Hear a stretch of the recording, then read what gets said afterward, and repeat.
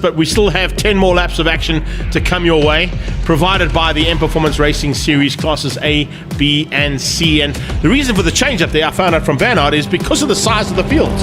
You just couldn't do the A and E combination that you wanted to do because B, D, and C would have been too much. Absolutely. So, you know, Class D, I think we had 17 competitors. It's nuts, you know. And then you add E to that, and we're close to 30. So adding any more classes, that would be crazy. Let's watch how they take that last corner onto the main straight. Leon to lead the way. Leon to lead the way, and let's see if we can keep it all together at the front end for a double victory. That's what he's been searching for. But of course, there is an epic fight always expected just behind that. And watch out for the German having to come now from 5 cars back with the inverted grid. I think Andreas Meyer is going to try and get through there as rapidly as possible so as not to worry about too much traffic. We'll keep an eye on the battles that raised in that first one, and we had some really good ones, in fact, in that first heat. Osbagioni, of course, looking to try and stay ahead of Sab Bateri as they head down towards turn 3. And we watch the entire field heading down there as well as they get onto that back straight away. It is Sab in second. I wouldn't be surprised. I was looking at Sab starting with that. I said, absolutely, that's right up his sleeve. He's going to take some early moves and he's going to lead that Class B pack for sure. And now make that thing as wide as an X6. Or even bigger. I think if they do an X8, it'll be that's what he wants right now, just to make that BMW as wide as possible. And he's pulling away. I mean, Renier's got no answer to him at this stage. Here comes the German, dives up, and he's into 5th. Not a bad move there from Andreas as he tries to get through the field as rapidly as possible. Not always easy to do from 5 cars back. You'll look at Jaco Storm there in that mended E36 race car. He had a little bit of a farming incident during race 1. So a little bit of repairs there. I'm hoping it's going to slow down his performance. It looks like he's still chasing pretty hard. He's right behind Osbagioni there.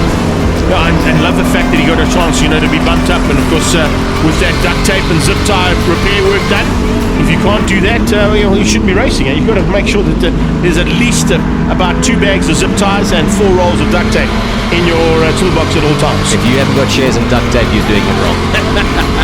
I chatted to Larry about it actually earlier on when Steve Herbst went off in that Pri Instrumentation PPG Corvette. I mean, you've seen the livery on that car. It's a one-off spray job on that car. It's actually not even a wrap. And I don't think they make duct tape in that color. No, I think there's only certain things you can paint.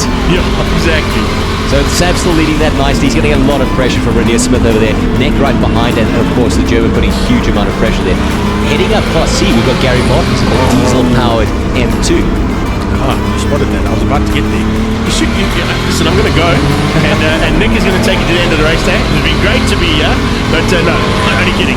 Listen, nice to see that as well. The Arrow car back on track. Also had some off-track excursion in the closing stages. Something happening there with Hein van der Merwe, and you can see his car pop out like a sore thumb. He's got this really tall 360 camera, but he's pulling off to the side there. I wonder if he's going to be able to make it back to the pits, pull off the car. I'm not sure what's happening there.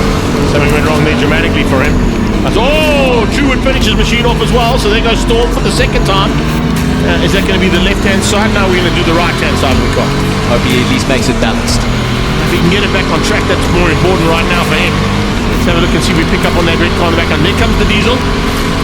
Watch for the big puff of black smoke. Gary's making great progress down there. I mean, he's putting some very big pressure there on Oz in Class B. A little bit of a gap behind between him and who's second there. That's Reinhard Miller. Yeah, Miller. So Reinhard, really good performance there. I mean, this is his first session, a couple of sessions in Class C field after competing in Class D for the last season. That's the cool thing about it. We mentioned it earlier on. The step-up process is instantaneous now. So as soon as you break out, you move up, and you've got to take those points with you.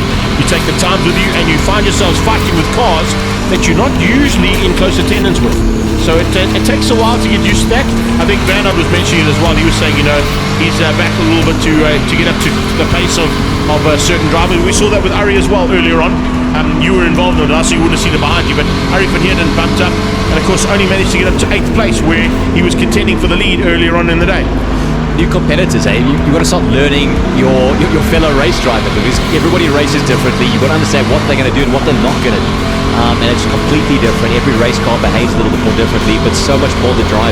So really interesting little niches and changes and nuances here in the racing series. Oh, there we go. Another position up. Sav is about to be caught by the German. Is that Renier Smith going slow? I think it was Renier, yeah. Renier slowing down up the hill. Here comes Jonesy. He makes his way through turn 4, but I was just watching to see if we picked up on Renier Smith's car slowing up the hill there. and giving it pretty easy pass there in the end for Andreas to get up and move up into third place. Yeah, so that'll mean Sam's going to be looking into his mirrors right now, and Andreas looking for his second win.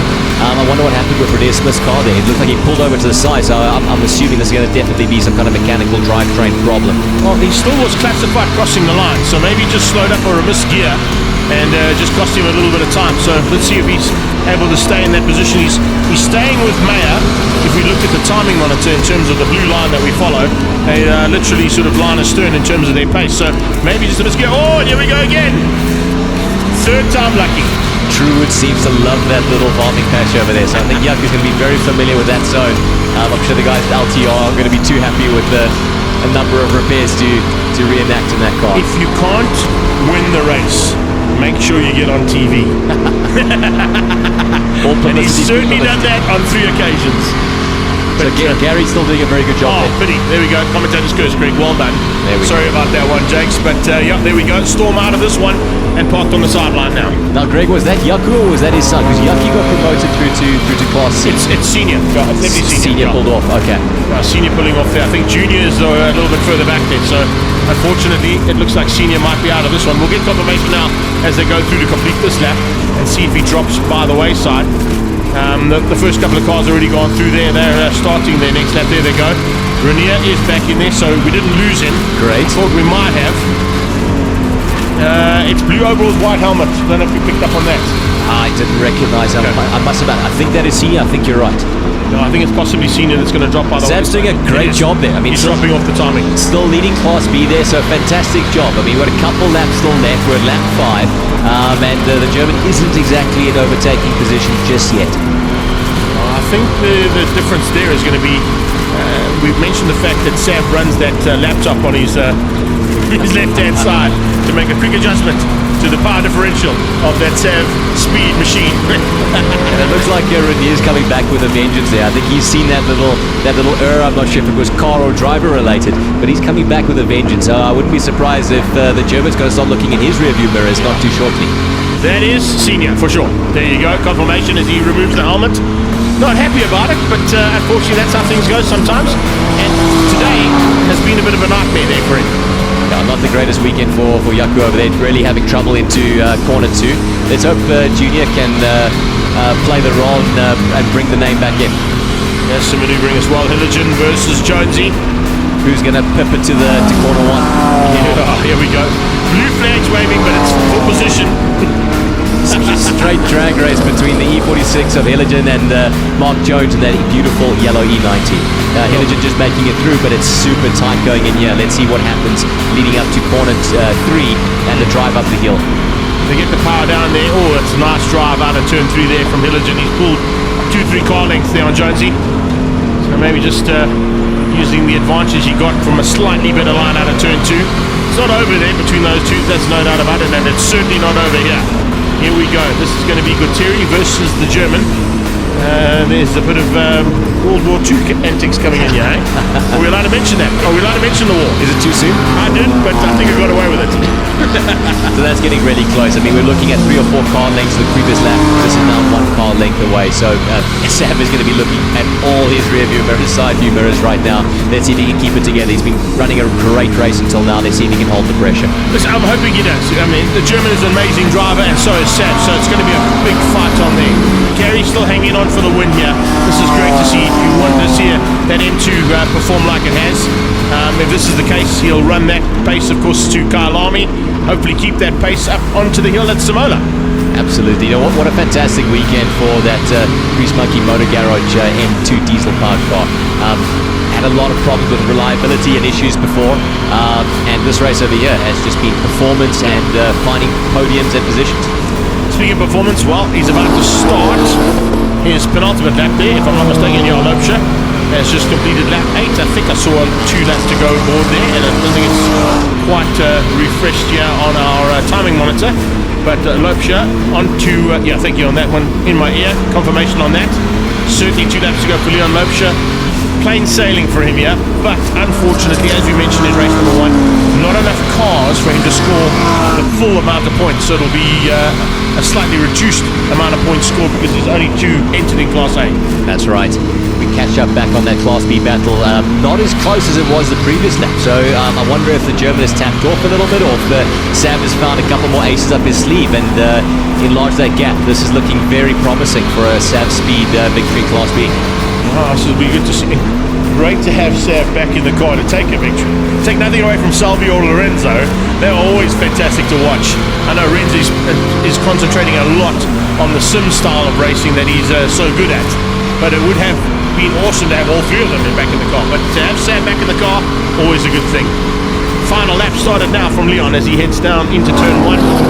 He's got a huge advantage, but he can just literally cruise to the line now. No one is going to have the ability to try and catch and pass him, and I think not only that, we are also going to be exceptionally lucky to miss the Storm. Not that one, the one that's coming. Talking about Storms, we've got Yucky putting pressure onto Varish over there, so that's great to see. Promoted up into Class C, right behind Varish right now, and he's looking quite competitive, so nice to be able to move into the next class and not run a lonely race. We're back into that Class B battle. It looks like managing just fine. A 10-8 out of Jaco Storm Jr. Jeez. That's a good lap. Look at that. Is he on the and inside? on the inside of Varish, there you go. Is that corner 6? There we go. Yeah. Looks like he's made the move stick. And through 7 cements it. Done deal. Varish Gunpuff being outgunned there by Junior as they went down towards turn 8 with they'll have a lap to go. Everybody else waiting for Leon Loeb should have come through now. There he comes. He's up to turn 6. That's hold on a second. There? Something dramatically wrong there with Loeb's car. There's some kind of fluid coming out of the rear left of that. And now just really cruising. Yeah, unfortunately it's a downhill. But here comes Sav. Sav's going to get the win. Sav's going to pull us through. Sav is going to come around the outside of Leon and get the overall win. And Andreas is going to come through for 2nd. Macris possibly, Aurelia possibly for 3rd. What has happened there? Oh, something dramatically gone wrong there on Leon Lopez's car in the closing stages on that last lap, literally. Sav Guterri wins Class A, B, and C overall. Insane race. Look how close between Nick and Renier Smith there at the end. So what an incredible performance from the Class B guys. We see Leon pulling it through onto the main straight, literally just juggling along over there. The end shoot might get ahead of Leon as well. If he's not able to cross it, he's crossed it just in time. Just in time to miss out there on Gary Martin spoiling his day even more. So it's going to be...